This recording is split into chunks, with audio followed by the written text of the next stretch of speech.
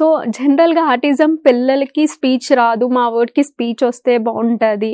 Speech join చేయిస్తాం అని అనుకుంటారు కానీ, ఆ స్పీచ్ రాకపోవడానికి కారణాలేంటనేది ఎవరు గుర్తించరు.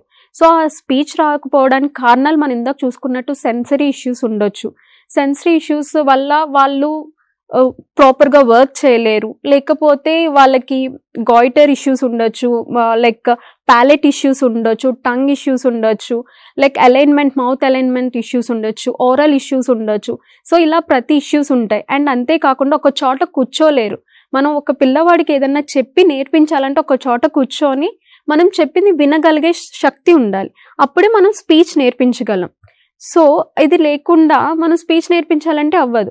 అంటే ఇక్కడ అటెన్షన్ అనేది పిల్లవాడిలో దెబ్బతింటుందనమాట. ఆటిజం ఉన్న వాళ్ళకి అటెన్షన్ ప్రాపర్‌గా ఉండదు. సో, ఒక చోట కూర్చోలేకపోవడం, అందరితో మాట్లాడలేకపోవడం చేయడం బట్టి సో, ఇక్కడ ఏమవుతుంది పిల్లవాడికి ఎలా కమ్యూనికేట్ చేయాలో రాదు. ఎందుకంటే ఫోన్‌లో ఎప్పుడు మోనోలాటికల్ ఉంటది. అంటే మోనోలాటికల్ అంటే ఓన్లీ ఒక్కటే సంభాషణ ఉంటది గానీ డైలాటికల్ ఉండదు. తిరిగి మనం మాట్లాడడం అనేది ఉండదు. సో, అక్కడ ఏమంటే ఇంపైర్ అవుతది. మీకొచ్చిన లాంగ్వేజ్‌ని మీరు వాడితేనే అది రిజల్ట్ ఉంటది. కానీ వాడకుండా నమ్మైపోతే కొన్ని రోజులకి అది ఎరేజ్ అయిపోతది మన మెమరీ నుంచి.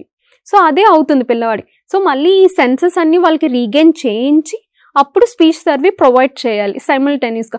ఫస్టే మనం స్పీచ్ థెరపీలో కూర్చోబెడితే సెషన్ అంత ఇంపాక్ట్‌గా ఉండదు. ఎందుకు అనంటే they don't know how to follow the guidelines. ఒక గైడ్‌లైన్స్‌ని ఫాలో అవ్వడం రానప్పుడు మన స్పీచ్ ఇచ్చినా యూజ్ ఉండదు.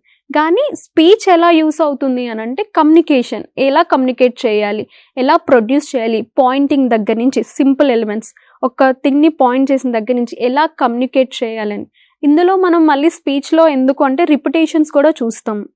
సో, ఒక ఏదన్నా వర్డ్ మనం చెప్పినప్పుడు వాట్ ఈస్ యువర్ నేమ్ అనంటే జనరల్‌గా మన సెన్సెస్ ప్రకారం మన నేమ్‌ని లైక్ నా నేమ్ ఏదైతే అంటే వెంటనే రెస్పాండ్ అవుతారు. కానీ ఆ కిడ్స్ అది రెస్పాండ్ అవ్వరు. వాట్ ఈస్ యువర్ నేమ్ అని చెప్తారు. ఎందుకంటే వాళ్ళకి ఆ భాష అనేది, ఆ లాంగ్వేజ్ అనేది వాళ్ళ బ్రెయిన్స్‌లో డెవలప్ అవ్వలేదు. So, language and speech 2 elements కింద చూస్తాం. ఫస్ట్ మనకి భాష అనేది అర్థం చేసుకునే అవగాహన ఉండాలి.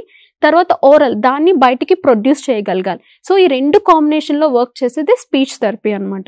ఈ 2 కాంబినేషన్‌లో వర్క్ చేయాలంటే ఆ లాంగ్వేజ్ డెవలప్ అవ్వడానికి ముందు వాడికి ఐడెంటిఫికేషన్ అనేది ఉండాలి. వాట్ ఈస్ వాట్ అనేది ఐడెంటిఫికేషన్ ఉండాలి.